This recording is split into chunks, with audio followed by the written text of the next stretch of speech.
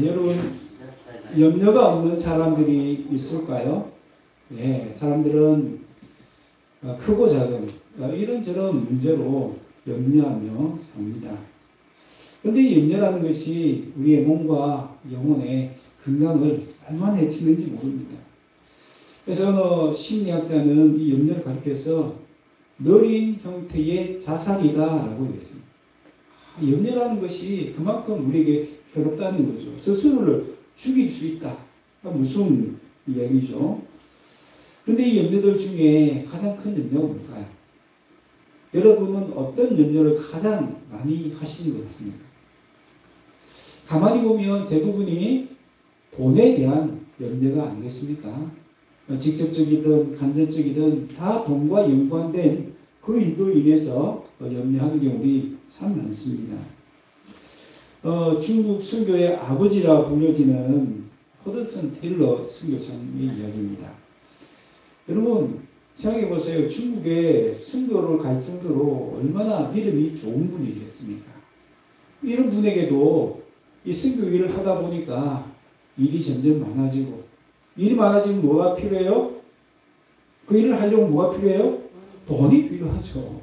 선교를 해도 돈이 필요하지 않습니까? 그러니까 일이 많아진다는 얘기는 돈의 씀씀이가 더 많아지고 필요가 더 많아졌다는 거예요. 그런데 돕는 사람들이나 많습니까? 이게 자꾸 돈이 딸리는 거예요. 부족해지는 거예요. 그러니까 이분이 신경쇠약에 걸릴 정도가 되었습니다. 밤잠을 설치하면서 이 문제를 어떻게 하지? 이 돈 문제 어떻게 하지? 그렇게 끙끙대면서 밤을 설쳤다는 것입니다. 그러다 보니까 신경쇠약까지 걸렸다고 하는데요. 여러분 그만큼 염려가 무섭고 괴롭습니다. 그런데 오늘 본문에 보니까 그런 돈 염려, 돈 걱정 하지 말라고 누가 말씀하셨어요? 하나님이 우리에게 말씀하셨어요. 우리한테 그거 염려하지 마! 라고 말씀하십니다. 왜 염려하지 말라고 하시죠? 첫 번째 이유가 뭡니까? 그 염려는 쓸데없는 염려이기 때문입니다. 염려한다고 해서 염려하는 문제가 해결되지 않기 때문에 염려하지 말라고 하시는 거예요. 오늘 보면 25절, 26절을 보십시오.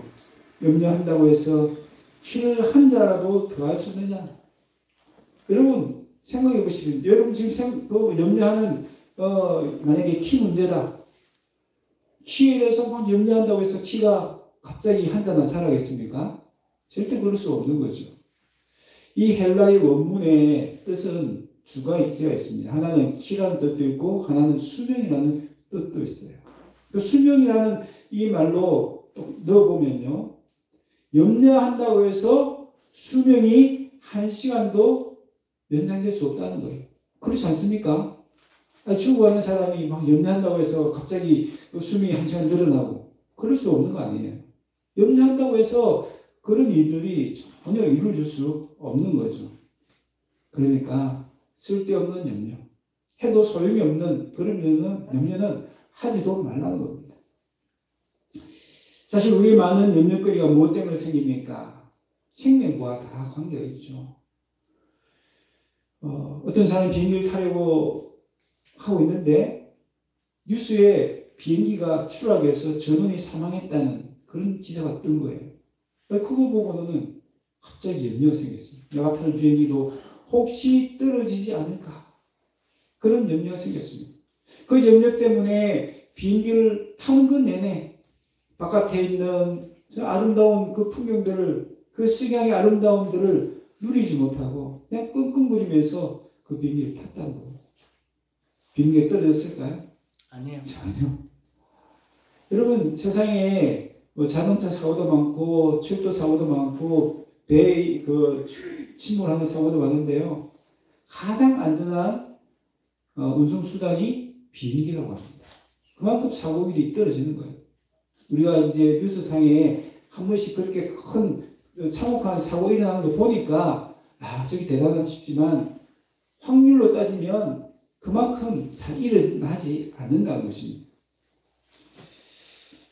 비행기 참 의외로 안전한데도 이 불안한 마음이 생기니까, 염려가 생기니까 그 비행을 즐길 수 없었다는 것이죠. 돈 문제도 마찬가지라고 합니다. 하나님이 그 염려할 필요가 없다고 하시는 거죠. 두 번째로 왜 염려하지 말아야 됩니까? 하나님 아버지께서 책임져 주시니까 염려할 필요가 없다라고 말씀하십니다. 오늘 24절 보면요. 하나님이 까마귀를 기르신다고 그래요. 하나님이 직접 기르신다라고 표현하세요. 또 27절, 28절에 보니까 하나님이 백합화를 입히신다. 그것도 얼만큼 아름답게 솔로몬의 영광보다 더 아름답게 더 훌륭하게 입히셨다라고 말씀합니다. 여러분 솔로몬의 영광이 얼마나 대단합니까? 그 당대에 솔로몬만큼 큰 부자는 없습니다. 그렇게 화려한 궁전은 없습니다. 그런데 하나님이 기르신 이 백합화가 그 솔로몬의 영광보다 더 훌륭하다라고 말씀하세요. 이게 나오는 이 까마귀라는 것은요, 당시 유대인들이 볼 때는 아주 부정한 새였어요. 왜 그렇게 하찮은 새까지도 하나님이 기르신다는 거예요. 이게 나오는 이 백합화라는 것은요, 화병에 예쁘게 꽂혀져 있는 그런 꽃을 가리키는 것보다는 그 당시 아궁이에 불을 떼기 위해 사용했던 들풀에 가깝습니다. 그냥 흔해 빠진 들풀인 거죠. 그런데도 불구하고 하나님은 그 하찮은 까마귀, 흔해 빠진 들풀도 관심을 가지시고 아끼시고 돌보시고 기르시고 아름답게 입혀주셨다라고 말씀하십니다. 그러면서 뭐라고 말씀하시죠? 하물며 너희일까 보냐. 내가 그렇게 하찮은 새, 그 흔해 빠진 들풀도 아끼고 돌보고 기는데 내 소유요, 나의 자녀인 너희일까 보냐라고 말씀을 하시는 거죠. 하나님 아버지께서 나를 돌봐주시고 나의 모든 필요를 채워주신다는 것을 믿기만 하면 염려가 있을 수 있을까요? 없어요. 믿지 못하기 때문에 염려가 생기는 겁니다. 하나님 아버지는 여전히 우리 아버지가 되시고 여전히 우리의 필요를 채워주시는데 우리가 그것을 믿지 못하기 때문에 염려가 생기는 겁니다. 반대로 말하면 믿으면 염려가 달아나게 되죠. 믿으면. 그것을 믿어야 된다는 것이죠. 여러분 앞서 말했던 허드슨 텔러는 어떻게 염려에서 빠져나올 수 있을까요? 어느 날 하나님 말씀을 묵상하는 가운데 요한복음 15장 5절 말씀이 가슴에 와닿았습니다. 그 말씀은 잘 아는 말씀이죠. 나는 포도나무요 너희는 가지다. 누가 포도나무라고요? 하나님이 포도나무 되시고 나는 그 나무에 붙어있는 가지다. 그 말씀을 가만히 생각해 보니까 어떤 생각이 들었냐면요. 나에게 필요한 모든 양분과 모든 것들이 누가 공급해 주신다? 나무이신 하나님이 가지인 나에게 공급해 주시는구나 라는 것을 깨닫게 되었습니다. 내가 그것 가지고 염려하고 걱정하고 애쓴다고 해서 내게 필요한 그 양분이 공급되는 것이 아니라 내가 포도나무이신 하나님께 붙어만 있으면 믿기만 믿으면 하나님 그 모든 것을 내게 공급해 주시는구나 그것을 깨닫거든요. 너무 기뻤습니다. 갑자기 그의 가슴에 환한 달빛 같은 빛이 비치지는 것처럼 그렇게 기쁘게 느껴졌습니다. 그리고는 하나님께 엎드려 회개기도 합니다. 하나님 지금까지는 하나님께서 주신다는 것을 믿지 못하고 제가 그 문제 놓고 끙끙대고 염려했던 것 회개합니다. 이제 하나님께 다 맡기겠습니다. 하나님께서 책임주실 것을 믿고 이제 이 일을 하겠습니다. 그렇게 기도했더니 그 마음에 평안이 찾아왔다라고 합니다. 여러분 허드슨 텔러는 포도나무와 가지의 비유를 통해서 하나님 나의 필요를 다 채워주신다는 것을 믿게 되었고 그 믿음으로 염려를 물리칠 수 있었습니다. 여러분 오늘 본문에서는 하나님이 우리의 누구라고요? 하나님은 우리의 아버지가 되신다라고 말씀합니다. 여러분 재벌을 아버지로 둔 아들이 돈 걱정이 있겠습니까? 없어요. 있을 수가 없죠. 아버지가 제불인데 아버지를 제불을 둔 아들이 나는 돈이 없어 너무 걱정이야 라고 얘기하면 친구가 뭐라고 하겠어요? 핀잔 주지 않겠습니까? 그러니까 내 아버지가 제불인데 뭐 돈 가지고 걱정하냐고. 오히려 그 친구가 이 제불 아들을 막 욕할 거예요. 비난할 거예요. 여러분, 우리의 모습은 아닙니까? 우리 하나님 아버지는 제불인가요? 제불 그 이상이죠. 만왕의 왕이시고 만주의 주가 되시고 모든 것을 다스리시는 만왕의 왕이신데 그분이 우리 아버지가 되시는데 왜 우리가 돈 걱정합니까? 하나님 주실 수가 없어서 우리가 주시지 않지 않습니까? 필요한 만큼 다 주십니다. 30절 말씀, 너희 아버지께서는 이런 것이 너희에게 있어야 할 것을 모르신다? 아신다.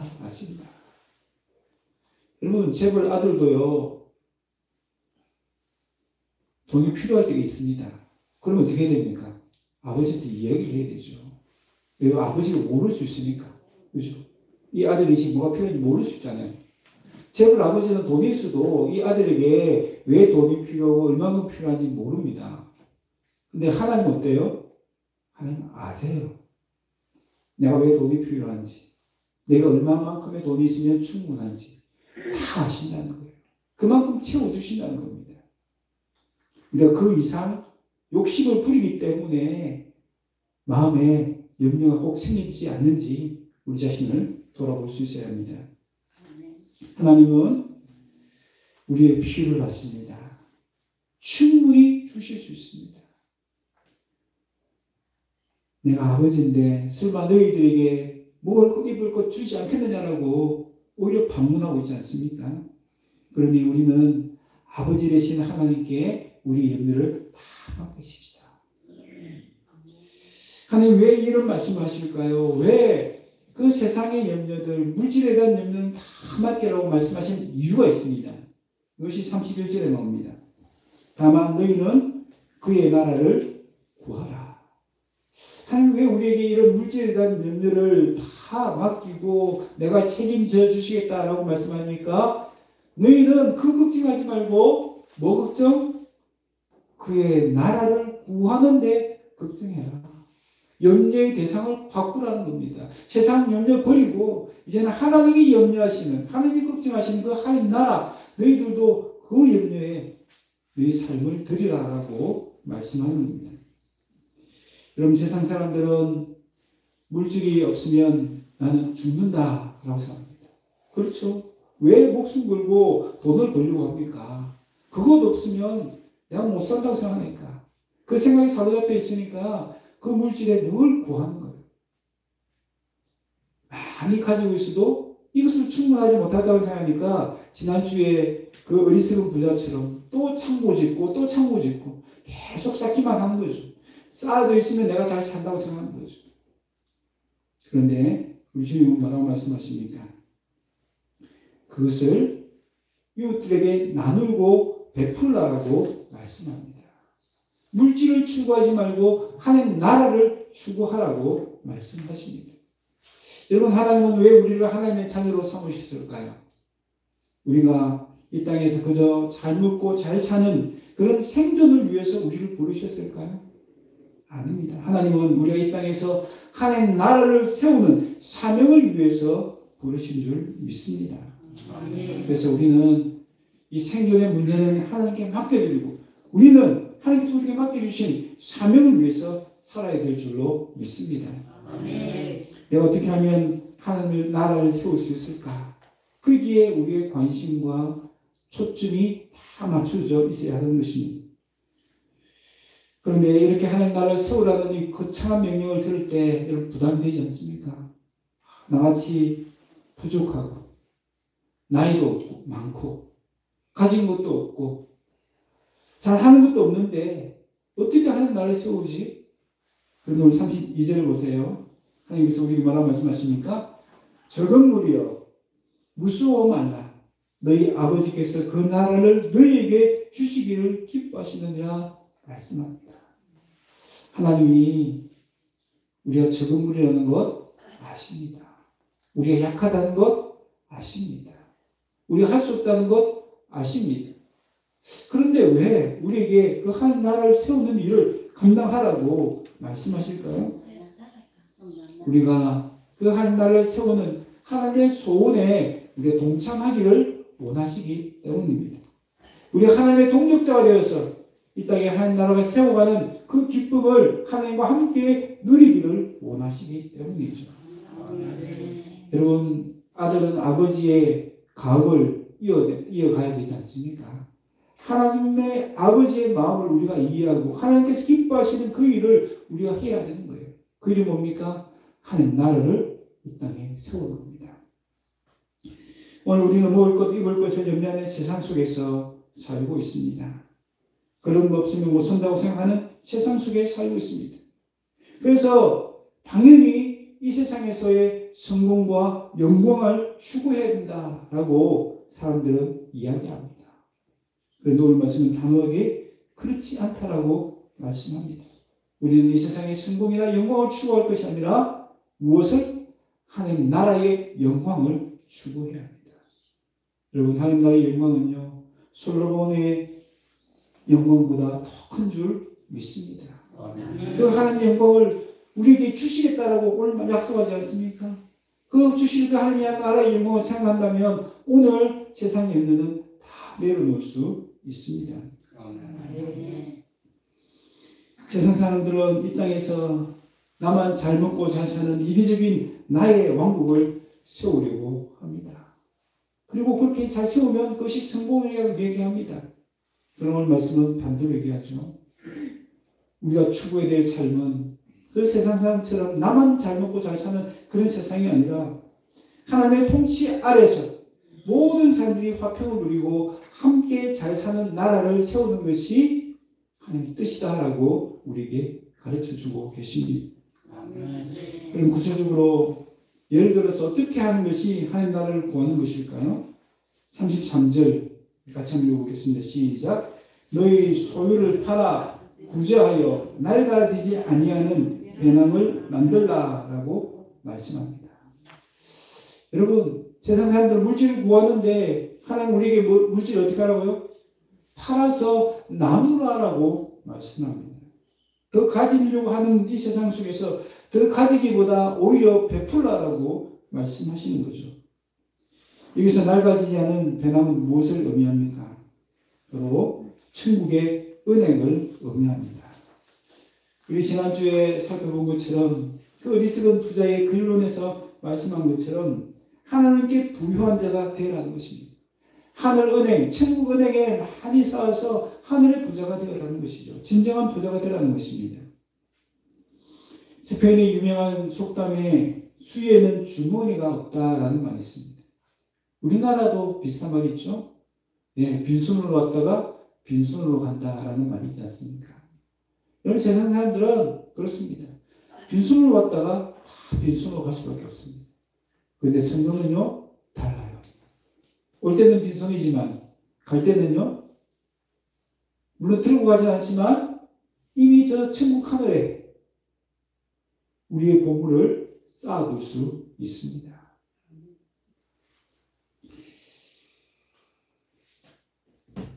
여러분, 내 소중에 돈이 있을 때, 내 생명이 있을 때 드릴 수 있고 나눌 수 있지 않겠습니까? 죽고 나면 이 돈 내 것이 아닙니다. 그래서 죽고 나면 다 소용없어요. 그때 가서 내가 베풀고 나누고 싶어도 그럴 기회가 없는 거죠. 내 수중에 돈이 있어야 또 나눌 수 있죠. 없으면 나누고 싶어도 나눌 수 없잖아요. 그죠? 적든지 많든지 내게 있는 것으로 우리 주님은 나누라라고 말씀합니다. 여유가 있기 때문에 나누라 말씀하지 않아요. 그죠? 그래서 내 소유를 팔아. 그죠? 여러분, 내가 지금 저 천국에 보물을 쌓을 수 있는 기회의 시간입니다. 그 기회가 있을 때 천국에 보물을 많이 쌓을 수 있는 저와 여러분 되시기를 바랍니다. 아멘. 여러분 하나님께 그 천국의 은행에 보물을 쌓기 위해서는 우리 하나님을 위해서 하나님 나를 위해서 아낌없이 드릴 수 있어야 됩니다. 그죠? 그 물질이 특별히 하나님 나라 복음을 전하는 전도와 선교에 쓰일 수 있도록 그 일에 우리가 많이 집중해야 합니다. 뿐만 아니라 오늘 말씀처럼 내 이웃을 내 몸과 같이 사랑하라 그 말씀하셨잖아요. 그 말씀의 실천으로 오늘 말씀을 주신 것 아니겠습니까? 그처럼 우리 옆에 있는 어려운 이웃들, 불쌍한 이웃들을 나누고 그들의 필요를 채워주는 그 일들을 하는 것, 그것이 하늘의 보물을 쌓아두는 것입니다. 돈 소유 영혼의 저자 랜디 알콘은 아주 재미있는 비유를 말했습니다. 어떤 사람이 천국에 가보았습니다. 천국에 보니까 사람들이 정말 어리어리하고 정말 좋은 집에 사는 거예요. 그래서 나도 이제 이 천국에 좋은 집에 살 거라고 기대를 가지고 갔습니다. 근데 자기 집은요, 가보니까 그 어리하고 아름답고 훌륭한 그런 저택이 아니라 아주 초라하고 볼품없는 그냥 계집 같은 그런 집인 거예요. 너무 이상해서 천사에게 물어보았다고 합니다. 아니, 왜 저 사람들은 저렇게 훌륭하고 멋진 집에 사는데 왜 저에게는 초라한 집을 주십니까? 그때 천사가 이렇게 이야기했다고 합니다. 당신이 세상에서 보내준 것으로 열심히 지은 것입니다. 라고 이야기했다는 거예요. 물론 이건 성경 이야기도 아니고 그저 지어낸 이야기일 뿐이지만 오늘 말씀을 우리가 가만히 또 묵상하는 데 도움이 되는 예화라고 생각되었습니다. 여러분, 우리가 이 땅에서 많이 쌓지 않습니까? 여러분은 어디에다가 여러분의 보물을 쌓아두기를 원하세요? 언젠가는 멸망할 이 땅에 살기를 원하십니까? 아니면 우리가 영원히 살게 될 저 천국에 쌓기를 원하십니까? 여러분 이 땅에 쌓아놓으면요 도둑이 와서 훔쳐가기도 하고 또 이 못된 자식들이 또 빼앗아가기도 하고 어떻게 사라질지 몰라요. 뿐만 아니라 내가 죽고 나면 나 한 푼도 쓸 수 없어요. 그런 이 세상에다가 나의 보물을 계속 쌓아두시겠습니까? 아니면 저 천국에 가서 영원히 살게 될 그 영광스러운 나라에서 풍성한 삶을 살기를 위해서 미리미리 저축해두는 삶을 살기를 원하십니까? 여러분, 지금이 우리에게 주어진 기회입니다. 잊지 마시고 쌓을 수 있을 때 저 천국에다가 보물을 쌓아둘 수 있는 저와 여러분 되시길 바랍니다. 아멘.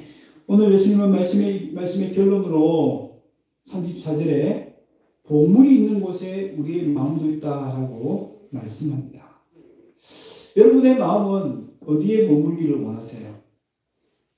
이 세상을 한번 보십시오. 이 세상 분쟁과 다툼과 미움과 서로 뺏고 빼앗기는 지옥 같은 세상 같은 그런 마음으로 살기를 원하십니까? 아니면 하나님의 평화 넘치고 기쁨과 자유와 환희가 가득한 그런 천국이 우리의 마음에 임하기를 원하십니까? 당연히 후자이겠죠. 그렇죠? 우리의 마음이 어디에 있느냐에 따라서 그런 차이가 나올 수 있다는 겁니다. 보물을 내 소유인 줄 알고 내 곳간, 내 창고를 더 넓히고 거기에 쌓기만 사는 사람은 어떤 마음이 되는 거예요?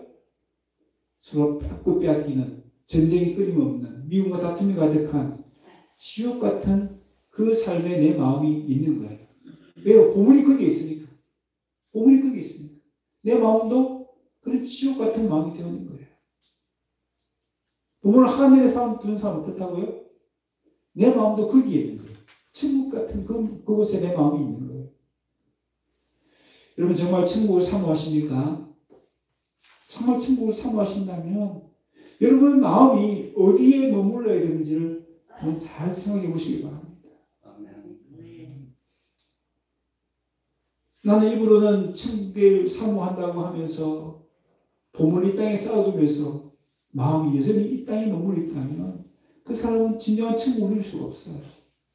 진정 천국을 원하고 그 천국을 누리게 사모한다면 우리의 보물을 하늘에 쌓아둬야 돼요. 그때 우리의 마음에 천국이 임하기 때문입니다. 여러분, 우리는 이런 생각을 할 수 있습니다. 내 쓸 돈도 없는데 어떻게 하나님께 드리고 어떻게 이웃과 나누러 가느냐. 여러분, 한번 테스트 해보십시오. 안 해보니까 모르는 거예요. 한번 해봐야 됩니다. 한번 하나님께 아낌없이 드려보고 이웃들과 풍성히 나눠보고 베풀어보는 거예요. 여러분, 그렇게 내가 움켜쥐고 있을 때의 마음과 그렇게 드리고 베풀 때의 내 마음의 상태를 한번 비교해 보십시오. 그 차이를 느끼게 될 것입니다. 실제로 이 땅에서 많은 분들이 그렇게 하나님께 드리고 나누고 베풀면서 그의 삶에 그의 마음에 정말 기쁨과 보람과 만족을 누리는 사람들이 얼마나 많은지 모릅니다. 그래서 자신의 재산의 많은 부분을 기부하고 다른 사람에게 나누는 그런 사람들이 얼마나 많은지 몰라요. 여러분, 천국은요 많이 소유한 사람들에게 임하지 않습니다. 한번 생각해 보십시오. 많이 소유했기 때문에 오히려 그 마음의 불안과 염려와 두려움에 휩싸여 있는 사람들이 얼마나 많습니까? 많이 소유했기 때문에 그렇습니다. 그런데 세상 사람들은 어떻게 생각해요? 소유를 많이 해야 내 마음이 부자가 되고 정말 편안한 삶을 살 수 있다고 생각합니다. 안 되죠, 안 돼.